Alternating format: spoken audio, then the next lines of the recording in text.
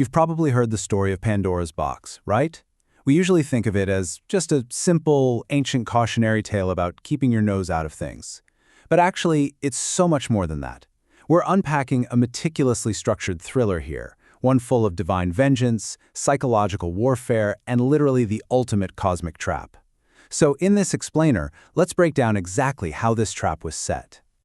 Okay, let's dive into this core mystery. Why on earth would Zeus, the all-powerful king of the Olympian gods, package absolute, utter destruction inside a beautiful gift and just hand-deliver it to humanity? I mean, what was his true motive here? To understand the answer, we have to realize that this wasn't just some random act of cruelty. It was a heavily calculated, devastating response to a massive breach of power. This entire story is essentially the fallout of a cosmic rebellion. And that rebellion starts right here. This whole dramatic saga actually kicks off with a massive conflict between the established gods of Olympus and the older generation, the Titans. More specifically, it centers around the Titan Prometheus. Prometheus basically committed the ultimate act of cosmic espionage. He stole the element of fire directly from the gods and handed it down to his creation, mankind. And look, this wasn't just giving them a way to cook their dinner. It was giving humanity the spark of progress, of technology, and independence. And Zeus? He was absolutely furious. Just to give you an idea of the incredibly high stakes here, look at how Zeus dealt with Prometheus. It is a total masterclass in calculated cruelty. And honestly, the ancient Greek gods were nothing if not dramatic and, let's face it, incredibly petty. Zeus chains Prometheus to an isolated cliff, and every single morning, a giant eagle swoops down to feast on his liver. And because he's immortal, the liver heals completely overnight, meaning this agonizing cycle just repeats forever.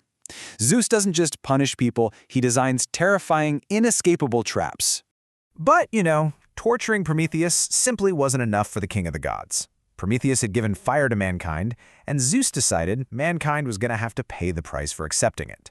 So, rather than just striking them down with lightning, which is kind of his usual go-to move, Zeus got creative. He ordered the smith of the gods to literally forge a new, devastating weapon entirely from scratch. And this weapon wasn't a sword, it wasn't a plague, it was a seemingly perfect woman. And this brilliantly illustrates exactly how the gods weaponized this new creation, who they named Pandora. You see, Zeus had all the gods pitch in to make her. She was modeled on Aphrodite herself, gifted with this irresistible beauty to both gods and men. That made her a flawless, unavoidable trap. But the second part of the equation came from Hera, who gave Pandora the gift of curiosity. And that right there was the masterstroke. The beauty was the trap, but the curiosity, that was the detonator. So, the trap is set in motion. Enter the pawn. Pandora is escorted down to Earth by the messenger god Hermes, and her target is Epimetheus, who just so happens to be the brother of Prometheus. But she doesn't show up empty-handed. She carries a mysterious, beautifully gilded box, a direct gift from Zeus. Along with this box comes a single, incredibly strict, absolute rule. Under no circumstances is she ever to open it. Now, what's really fascinating here is the sheer dramatic irony. Accept nothing from the god. You see, Prometheus wasn't just smart, he literally had foresight. He knew Zeus would still be holding a grudge over the theft of fire, and he had explicitly, urgently warned his brother not to fall for any tricks and to accept absolutely nothing from Olympus. The warning was clear as day, right there for him to heed. But let's be real. Logic rarely wins out against divine intervention.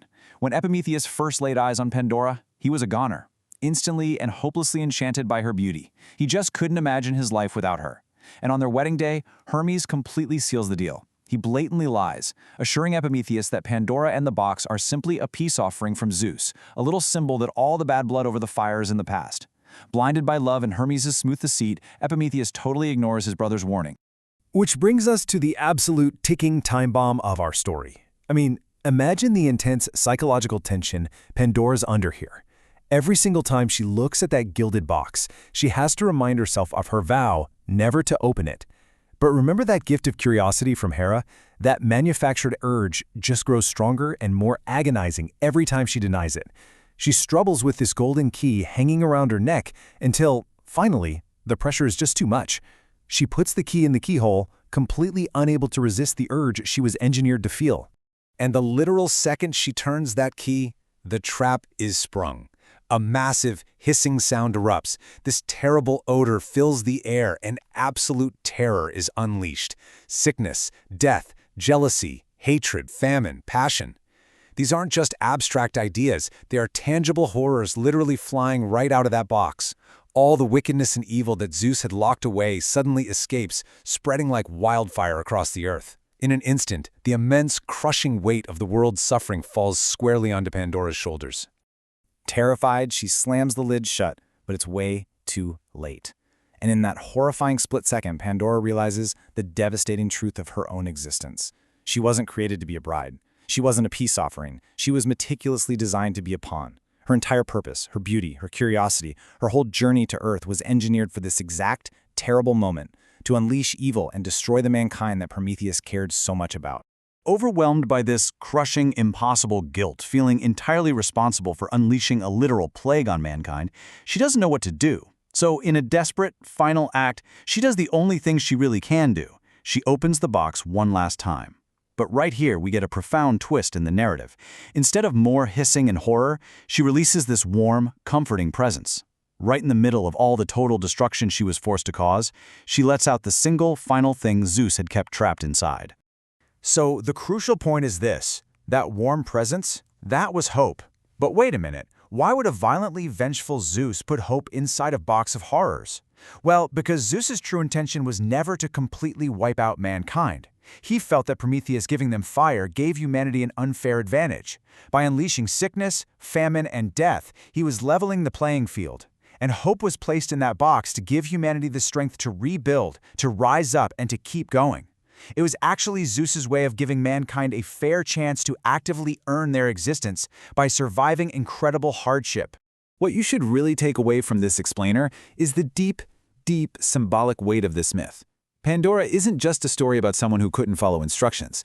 She represents the ultimate inevitable price mankind has to pay for the Promethean fire of progress. We got technology, intellect, and advancement, but the cost of that knowledge is dealing with the destructive forces of the world. It serves as this timeless, ancient warning about the dual nature of our reality, and specifically, the dangerous, sometimes destructive properties of unchecked curiosity. Sometimes, as the myth warns us, you might actually be better off not knowing.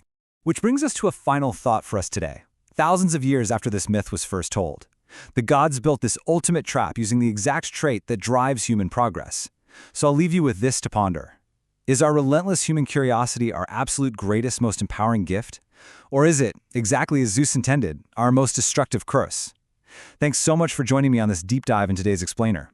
Keep asking questions, and I'll catch you next time.